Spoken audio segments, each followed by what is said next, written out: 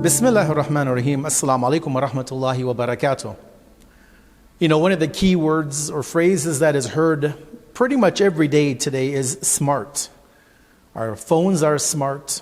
Our appliances are smart. This whole world is moving towards smart technology. And whatever that means for every industry and every, gadget, that's up to the designers to define.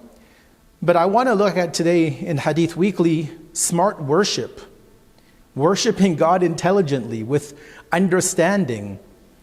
In this regards, there's a hadith. Let me begin with this hadith from Imam Ali, peace be upon him, where he quotes his messenger and his brother and his cousin and his leader, the Prophet Muhammad, may God bless him and his family, where the Prophet has been quoted as saying that 2 units of an effortless prayer performed with reflection and thought is better than standing the entire night in worship.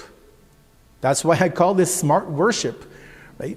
We have to be intelligent in our worship. There are people who just go through the routines. Many of us learn how to pray in our weekend school or by our parents. And that is a great achievement first and foremost. Obviously, we never want to downplay that, but we have to move and graduate from a level of just worshiping out of following another person into smart worship, where we recognize and we reflect and we think about what we are doing.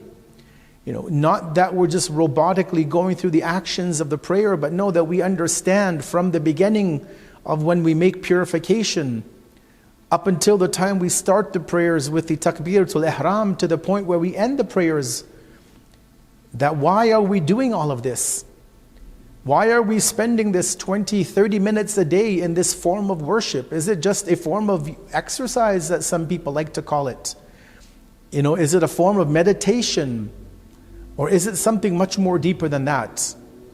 And obviously, as the Prophet has been quoted as saying, that this effortless prayer that people would perform, this very basic, simple prayer even, that may not have all of the long chapters and extensive supplications. He says that this effortless, minimal prayer, but you do that with reflection and thought, a smart prayer, a smart salat, if I call it that, is better than the entire night you stand in worship of God and you have no idea what you're doing.